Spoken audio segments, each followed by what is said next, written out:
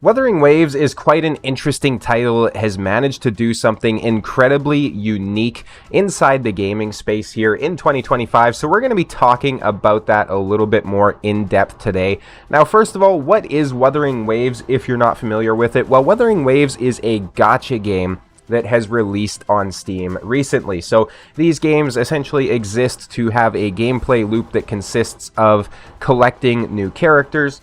There's new characters constantly launching. They're generally referred to as like champions or heroes. And the newer ones that release generally tend to what is referred to as power creep the older units. So with that power creep, essentially the newer ones are continually getting stronger to allow you to effectively fight some of the newer content that comes out in the game, which is also continually scaling as well. So it gets tougher and tougher until eventually you need to spend a ridiculous amount of time grinding inside the game to actually keep up with it. Well, Wuthering Waves appears to be doing things a little bit different. So, first of all, it released on Steam on the 28th of April 2025.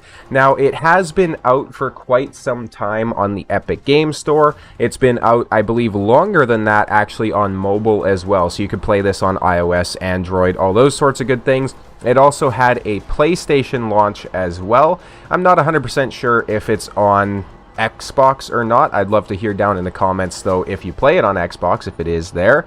But it is actually an incredibly fun game. Now, I do have a bit of experience inside the gacha universe. So if you go through my YouTube channel, you'll see that obviously I play Raid Shadow Legends way more than any normal human has a job playing it or has the reason to play it. I play it more than you should. Let's put it that way.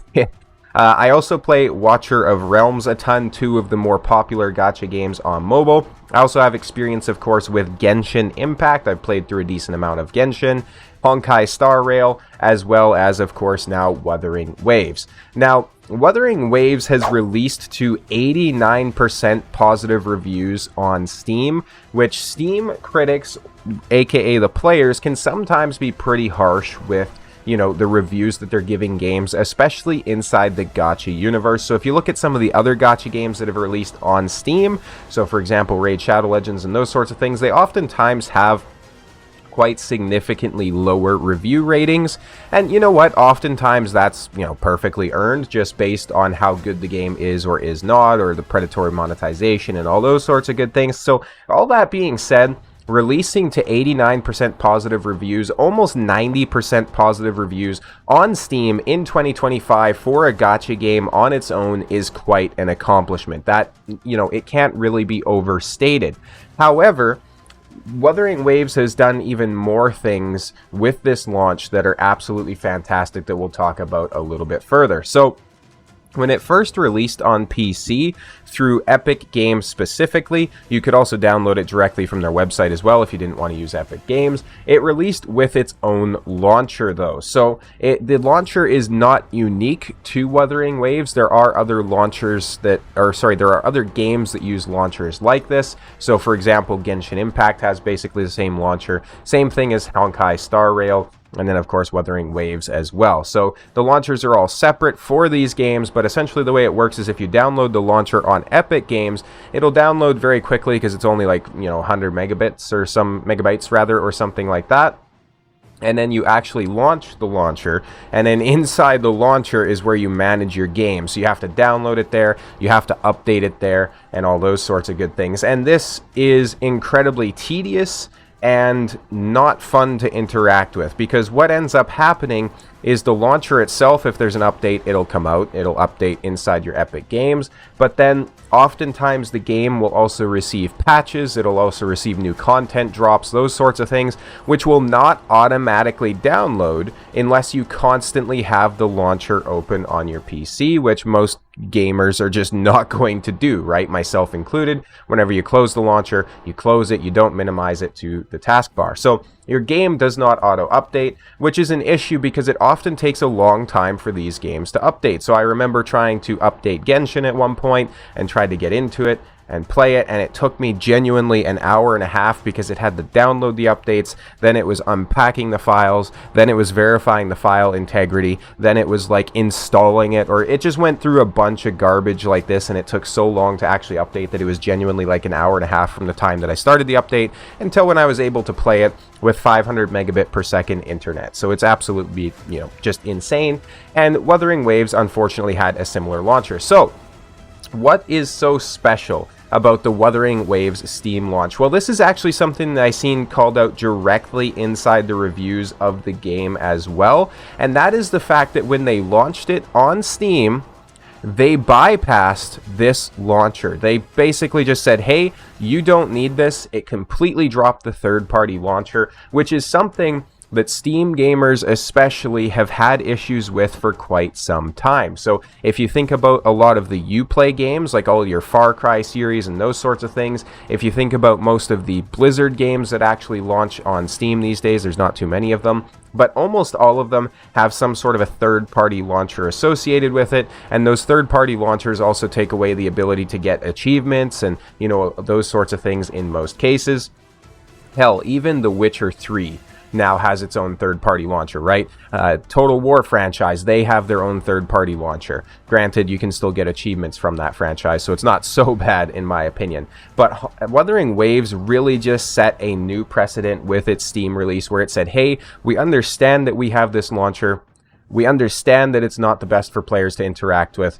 We understand that this is not what you want on Steam, so we're going to release it without the use of this third-party launcher. Now, as far as I know, none of that was actually said through like official dev updates or game releases or anything like that, but it's implied based on the fact that they just dropped their own launcher and just allowed it to be on Steam as is. And obviously, this is something that was completely optional because of how I mentioned other game franchises and other game platforms have their own launchers built into Steam as well. So it's obviously something that Steam supports. Now, this is huge for the players on Steam because obviously it allows automatic updates of the game, first of all. So anytime the game updates, it's going to automatically go through on your system. You can then launch the game, you can play it, and you don't have to wait an hour and a half to play it when you're just trying to hop on. You can also directly manage your files, and this is something that is a huge difference versus the launchers from Epic Games or, the third-party launchers, because with Wuthering Waves specifically, even inside the launcher, there's no easy way to deinstall the game. So you can't just hit, the options and then hit deinstall. You essentially have to go ahead and manually delete the files whenever you're trying to get rid of this off your computer, which is quite tedious, right? And that's not to say that it's, shady in any way or whatnot. There's no residual files or anything. It's just there's no easy way to uninstall it. That is completely different, obviously, with the way that Steam does it now. You can simply just go through, hit uninstall on your Steam as you would with any other game that you might be trying to uninstall, and it removes it completely fine for you. And then obviously, you can also set launch options, so if those are applicable to you, if you have like a weird frame rate requirement or a weird resolution requirement on your monitor, you can set those inside the launch options of the game as well. This is such an immense change versus a lot of the other launches that we see on Steam that I'm so happy that they have, decided to take this route going forward. Now, that being said, there's other factors in the game as well, and I'm obviously not trying to do like an in-depth review here or anything like that, but the game is continually releasing new events.